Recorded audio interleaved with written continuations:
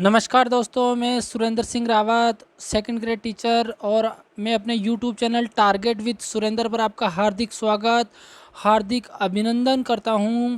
दोस्तों, जैसा कि आज सोमवार है और आज 11 बजे वीडियो आना था ज्योग्राफी का। राजस्थान की लोकेशन हमने पढ़ ली थी। उसके बाद में राजस्थान की के जो भौतिक प्रदेश है वो सेकंड ग्रेड के सिलेबस में है। राजस्थान के कौन कौन से भौतिक प्रदेश हैं वो सिलेबस में हैं आपके, और आज वही पढ़ने वाले हैं। अगर आपने अभी तक चैनल को अगर सब्सक्राइब नहीं किया तो सब्सक्राइब करें, बेल आइकन ज़रूर दबाएं और लाइक और शेयर करना नहीं भूलें। एक आपका लाइक जो है हमें बहुत मोटिवेट करता है, तो लाइक ज़रूर कर दीजिए एक बार चैनल को, वीडियो को। और उसके बाद में अगर आप मुझे इंस्टाग्राम, टेलीग्राम और ट्विटर पर फॉलो करना चाहते हैं तो डिस्क्रिप्शन में लिंक दे रखा है, वहाँ जाकर आप मुझे फॉलो कर सकते हैं। वहाँ नई नई अपडेट आपको मिलती रहेगी। तो आज बिना देर किए किसी के ये वीडियो शुरू करते हैं। और आज हम पढ़ने वाले हैं राजस्थान के भौतिक भूभाग। ये 2-3 पार्ट में आ सकता है, तो भौतिक भूभाग आज शुरू करते हैं अपन। देखो, राजस्थान के भौतिक भूभाग, देखो सबसे पहले राजस्थान के भौतिक भूभाग को 4 भागों में बांटा गया है। एक तो है उत्तर पश्चिमी मरुस्थलीय प्रदेश, एक मध्यवर्ती अरावली पर्वतमाला, एक पूर्वी मैदान और एक दक्षिणी पूर्वी पठारी प्रदेश। ये 4 भौतिक प्रदेश है। आगे नक्शे में मैं बताऊंगा भी सही आपको। फिर देखो, इसको वापस डिवाइडेड किया गया है। उत्तर पश्चिमी मरुस्थलीय प्रदेश, इसको देखो 2 भागों में बांटा गया है, शुष्क मरुस्थल और अर्ध शुष्क मरुस्थल। फिर शुष्क मरुस्थल को वापस कितने भागों में बांटा है? 3 में, रेतीला मरुस्थल, पथरीला मरुस्थल और मिश्रित मरुस्थल। अर्ध शुष्क को कितने भागों में बांटा है? गग्गर का मैदान, नागौरी उच्च प्रदेश, शेखावटी, बागड़ और लूनी जमाई बेसिन, गोडवाड़ प्रदेश। अरावली पर्वतमाला को देखो कितने भागों में बांटा है? उत्तरी अरावली, मध्य अरावली, दक्षिणी अरावली। पूर्वी मैदान को कितने भागों में बांटा है? बनास बेसिन, चंबल बेसिन और मध्य माही बेसिन। दक्षिणी पूर्वी पठार को कितने भागों में बांटा है? तो देखो 2 भागों में बांटा है, मुख्य रूप से हाड़ौती का पठार और विंध्य कगार भूमि। हाड़ौती के पठार को वापस कितने भागों में बांटा है? तो देखो अर्धचंद्राकार पर्वत श्रेणियाँ, नदी निर्मित मैदान, शाहबाद की उच्च भूमि और झालावाड़ का पठार। और एक और भाग है आपके डग गंगदर का प्रदेश, डग गंगदर का उच्च प्रदेश। ये पार्ट है आपके। तो इसे सबसे पहले ये डायग्राम आप अपने दिमाग में बिठा लो अच्छे से, कि राजस्थान का अपने को अगर ज्योग्राफी अच्छे से समझना है तो ये डायग्राम और उसके बाद में जो मैं नक्शा बताऊंगा वो आपको दिमाग में क्लियर होना चाहिए। तो देखो, हम राजस्थान के 4 भौतिक प्रदेश है, उसमें से आज हम फोकस करेंगे किस पे? उत्तर पश्चिमी मरुस्थलीय प्रदेश। और इसमें भी केवल और केवल शुष्क मरुस्थलीय प्रदेश इतना ही हो पाएगा अपना आज। उत्तर पश्चिमी मरुस्थलीय प्रदेश, और उसमें भी केवल शुष्क, और शुष्क के जो पार्ट है रेतीला मरुस्थल, पथरीला मरुस्थल और मिश्रित मरुस्थल, इसी पे आज हम चर्चा करेंगे। तो आज अपना फोकस केवल इस पे रहने वाला है। आप ध्यान लगा के पूरे वीडियो को देखिए, आपको समझ में आएगा। कुल मिला के 4 प्रदेश है, चारों के फिर सब डिवीज़न और हैं, तो हम एक एक करके सबको पूरा करेंगे और बाई मैप करेंगे। डायग्राम के थ्रू मैं आपको समझा रहा हूँ, आपको समझ में आना चाहिए। रेतीले मरुस्थल को महान मरुस्थल भी कहते हैं, पथरीले मरुस्थल को हम्मादा मरुस्थल भी कहते हैं और मिश्रित मरुस्थल को रेग मरुस्थल भी कहते हैं। ये एग्जाम में पूछा जाता है, की पॉइंट है, याद कर लेना। मैं फिर कह रहा हूँ, याद कर लेना इनके जो इनको स्थानीय भाषा में क्या कहा जाता है। तो इनके नाम मैंने बता दिया आपको। अब मैं आपको चलता हूँ। अब देखो मैं कहाँ ले चलूँगा आपको। सबसे पहले तो हम बात करेंगे राजस्थान के भौतिक प्रदेश, भौतिक भूभाग की एक सामान्य जानकारी। उसके बाद में हम पर्टिकुलर उत्तर पश्चिमी मरुस्थलीय प्रदेश पे आ जाएंगे, और उसमें भी केवल हम शुष्क पे बात करेंगे, और शुष्क में भी फिर रेतीला, पथरीला और मिश्रित, ये तीनों चलेंगे। तो आपको कन्फ्यूजन नहीं करना है। आपको डायग्राम में आपको ध्यान रखना है। जो मैं डायग्राम बता रहा हूँ, क्या बता रहा हूँ, आज हम इन इस भाग को, इस भाग को, इस भाग को नहीं छेड़ रहे हैं। केवल किस भाग को पढ़ रहे हैं? इस भाग को पढ़ रहे हैं। और इस भाग में भी किसको पढ़ रहे हैं? केवल शुष्क को पढ़ रहे हैं, अर्ध शुष्क को नहीं छेड़ रहे हैं। अब शुष्क में रेतीला, पथरीला और मिश्रित, ये 3 मरुस्थल है। तो इन तीनों पे आपका फोकस होना चाहिए। क्लियर है बात? तो अब आगे ले चलता हूँ मैं आपको नेक्स्ट स्लाइड पे। अब देखो, जो मैंने आपको 4 प्रदेश, भौतिक प्रदेश बताए मैंने, उनको देख लो आप। ये है आपके उत्तर पश्चिमी मरुस्थलीय प्रदेश। ये वाला जो है ना, ये वाला पार्ट, ये पूरा पार्ट उत्तर पश्चिमी मरुस्थलीय प्रदेश है। और इसमें ये शुष्क भौतिक प्रदेश ये वाला पार्ट है। तो आज हम इस शुष्क वाले की बात करने वाले हैं, शुष्क भौतिक प्रदेश की। उसके बाद में अर्ध शुष्क वाला ये पार्ट है, ये अर्ध शुष्क वाला ये पार्ट है, ये अर्ध शुष्क है, ये अर्ध शुष्क है। और इसके अलावा अगर मैं बता दूँ आपको, ये अरावली पर्वतमाला है, ये अरावली पर्वतमाला है, ये है, ये अरावली पर्वतमाला है। और ये पूर्वी मैदानी भाग है, ये पूर्वी मैदानी भाग है, ये पूर्वी मैदानी भाग है। और ये दक्षिणी पूर्वी पठारी प्रदेश है, ये वाला पार्ट जो है। तो आज हम केवल इसकी चर्चा करेंगे, शुष्क भौतिक प्रदेश की।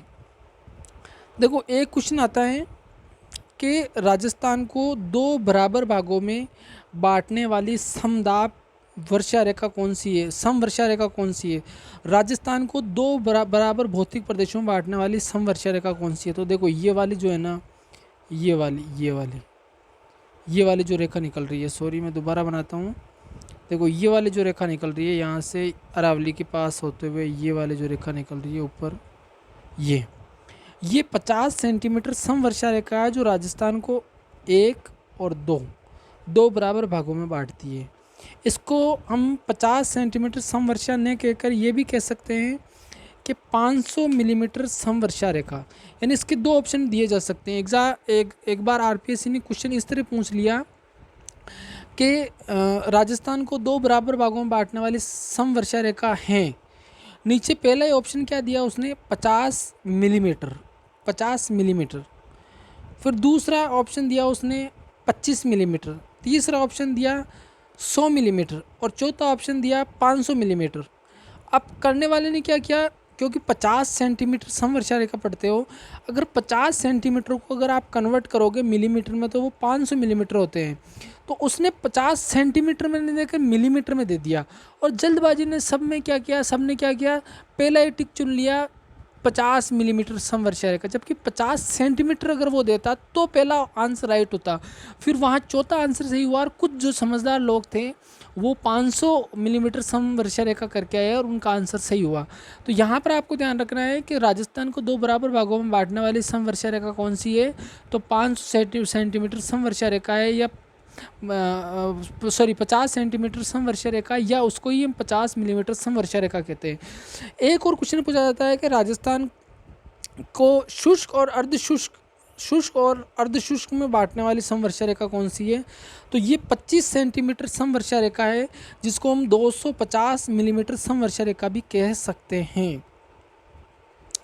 समझ गए। तो यहाँ पर आपको ध्यान रखना है, शुष्क और अर्धशुष्क दो भागों में बांटने वाली समवर्षा रेखा 25 सेंटीमीटर समवर्षा रेखा या 250 मिलीमीटर समवर्षा रेखा, और राजस्थान को दो बराबर भागों में बांटने वाली समवर्षा रेखा 50 सेंटीमीटर समवर्षा रेखा या 500 मिलीमीटर समवर्षा रेखा।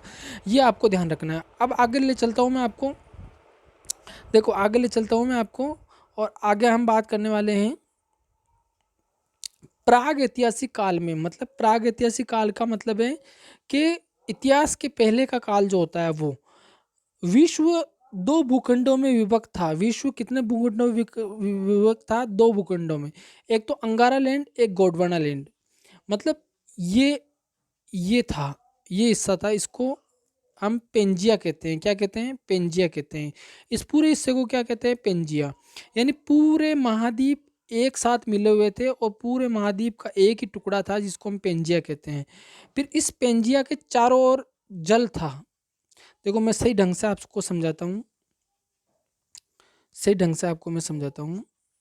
देखो प्राग ऐतिहासिक काल में क्या स्थिति थी, पूरे 7 महाद्वीप एक जगह मिले हुए थे, इस तरह एक खंड के रूप में थे। इनके चारों ओर पानी था, इनके चारों ओर क्या था, जल था। तो इस जो भूखंड को कहा गया, इसको कहा गया पेंजिया, और इसके चारों ओर जो पानी है इसको बोला गया पेंथालासा, पेंथालासा। तो पेंजिया मतलब जो भौतिक भूभाग था, जो एक टुकड़े के रूप में था, महाद्वीप न होकर, अलग अलग महाद्वीप न होकर एक टुकड़े के रूप में, उसको पेंजिया कहा गया, इसको पेंजिया कहा गया। और इसके चारों तरफ जो पानी था, समुद्र का जल था, उसको पेंथालासा कहा गया। फिर ये क्या हुआ, प्राग ऐतिहासिक काल में दो भागों में टूट गया। ये दो भागों में टूट गया, यहाँ से दो भागों में, एक ऊपर वाला हिस्सा और एक नीचे वाला हिस्सा। ऊपर वाले हिस्से को बोला गया अंगारा लैंड और नीचे वाले हिस्से को बोला गया गोंडवाना लैंड। तो दो हिस्सों में टूट गया, अंगारा लैंड और गोंडवाना लैंड। ये आपको समझ में आ गया। अब आगे ले चलता हूँ आपको। दो भूखंडों के मध्य, अच्छा ये जो मैंने बताया अभी, एक भूखंड ये टूट गया और ये एक टूट के अलग हो गया। अब ये तो जब दोनों अलग अलग हो गए, एक ही थे पहले, तो इनके बीच में जो जल था ना, ये वाला जो जल भर गया, क्योंकि इधर से जल आ गया, इधर से जल आ गया, चारों तरफ जल ही तो था इनके। तो दो भूखंडों के मध्य 33 सागर, यानी ये जो बीच में जल था इसको क्या बोला गया, 33 सागर। थार का रेगिस्तान इसी का भाग है। मतलब बाद में ये जब जल सूखा तो उसके बाद में इसकी जगह क्या बन गया, थार का रेगिस्तान बन गया, जो हम आज राजस्थान में मरुस्थलीय प्रदेश जो हम पढ़ते हैं वो बन गया, का विस्तार था। अरावली पर्वतमाला एवं दक्षिणी पूर्वी पठारी भाग गोंडवाना लैंड से संबंधित है। जो अरावली पर्वतमाला है वो तो किससे संबंधित है, गोंडवाना लैंड, यानी अरावली पर्वतमाला तो इस गोंडवाना लैंड का हिस्सा है। जो दो टुकड़े टूटे उसमें नीचे वाले का हिस्सा है, से संबंधित है। प्री कैम्ब्रियन युगीन भूखंडों का अवशिष्ट भाग है, अवशिष्ट भाग है, ये ध्यान रखना। ज्योग्राफी में काल चलते हैं, उसमें एक काल आता है प्री कैम्ब्रियन युग। उस प्री कैम्ब्रियन युगीन भूखंडों का एक अवशिष्ट भाग है, मतलब बचा हुआ हिस्सा है। तो आपको अगर पूछे अरावली पर्वतमाला किसका हिस्सा है, तो गोंडवाना लैंड का। किस काल से संबंधित है, तो प्री कैम्ब्रियन युगीन से संबंधित है। और ये कैसा पर्वत है, तो अवशिष्ट पर्वत है। अवशिष्ट जो बचा हुआ हिस्सा रहता है उसको अवशिष्ट बोलते हैं। आगे देखिए, जुरेसिक काल में पश्चिमी राजस्थान, जुरेसिक काल में जुरेसिक काल में जो डायनासोर का काल कहा जाता है वो जुरेसिक काल ही कहा जाता है। जुरेसिक काल में पश्चिमी राजस्थान का विस्तृत भाग 33 सागर था। राजस्थान के विस्तृत भाग पर 33 सागर था जुरेसिक काल में, और उत्तर पश्चिमी क्षेत्र में व्याप्त सांबर, डीडवाना, पचबदरा, लूणकरण आदि खारे पानी की जिले 33 सागर के ही अवशेष हैं। मतलब अगर आपको पूछे कि ये जिले किसका अवशेष है, ये मरुस्थल किसका अवशेष है, तो 33 सागर का अवशेष है, आपको आंसर देना है। फिर एक काल आता है प्लीस्टोसिन काल। बहुत सारे काल है, अगर काल को समझाने बैठ जाऊंगा तो एक चैप्टर पूरा काल में ही निकल जाएगा। तो आप तो याद कर ले, एक तो आपको क्या याद करना है, कैम्ब्रियन काल, एक जुरेसिक काल और एक प्लीस्टोसिन काल। तो प्लीस्टोसिन काल में जब इस सागर के स्थान पर मरुस्थल की दशाओं का विस्तार हो गया और प्राकृतिक विविधताओं और धरातलीय विशेषताओं के आधार पर राजस्थान को मुख्यतः 4 भौतिक भूभागों में बांटा जा सकता है। पहला है उत्तर पश्चिमी मरुस्थलीय प्रदेश।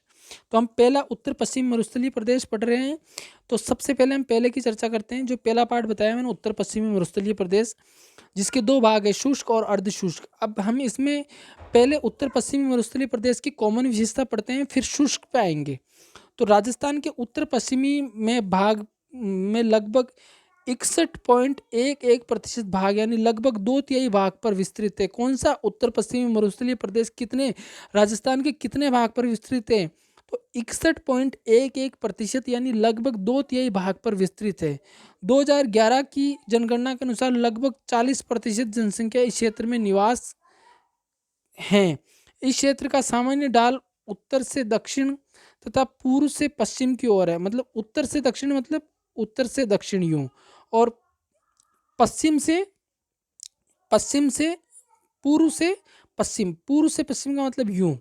तो लगभग इसका ढाल कैसा है, यूं है, यूं यूं है इसका ढाल, यूं। समझ गए ना आप, इसका ढाल यूं है।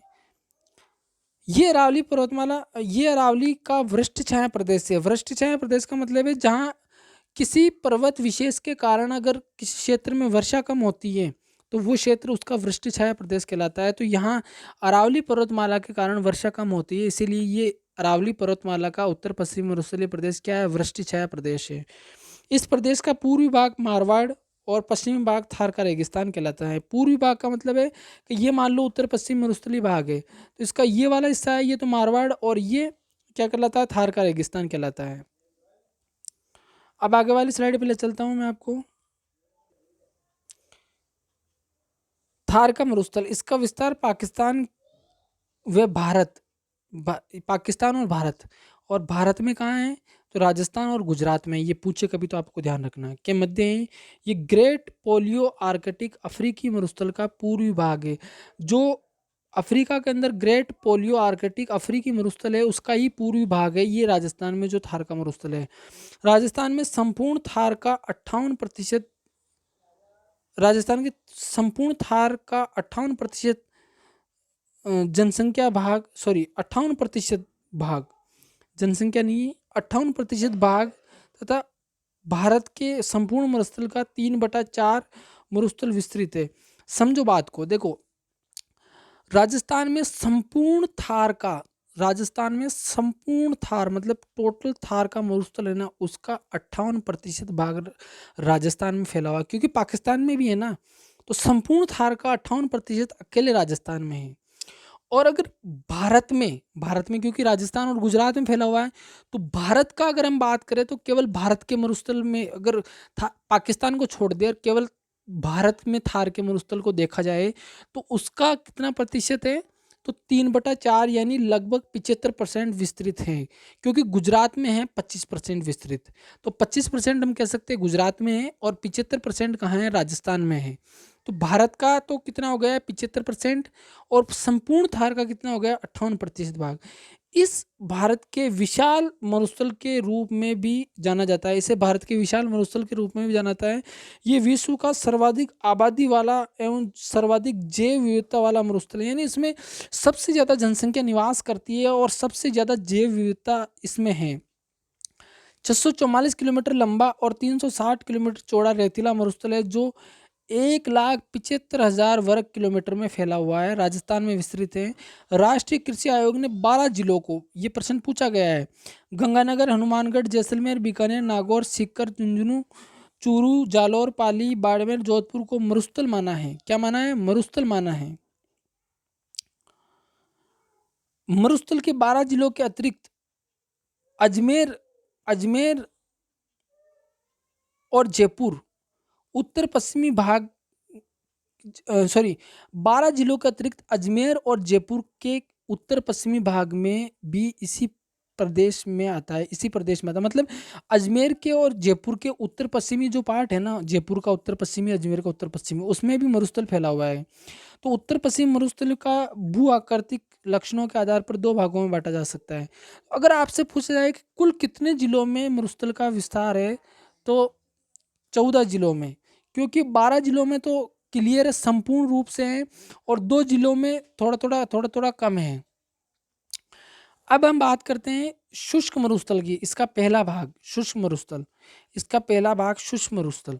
अब मेरे हिसाब से शुष्क मरुस्थल बहुत बड़ा हो जाएगा, वीडियो बहुत बड़ा हो जाएगा, इसीलिए शुष्क मरुस्थल को एक बार आप रीड करें, उसके बाद में शुष्क मरुस्थल पे हम अगले वीडियो में चर्चा करेंगे। शुष्क मरुस्थल और अर्ध शुष्क मरुस्थल पे हम अगले वीडियो में चर्चा करेंगे। तो आप इसको पढ़िए, आप इसको ध्यान में रखिए, और इसी के साथ में अगर आपने वीडियो को लाइक नहीं किया, सब्सक्राइब नहीं किया, तो वीडियो को सब्सक्राइब करें, लाइक करें और चैनल को अधिक से अधिक लोगों तक पहुंचाएं। धन्यवाद।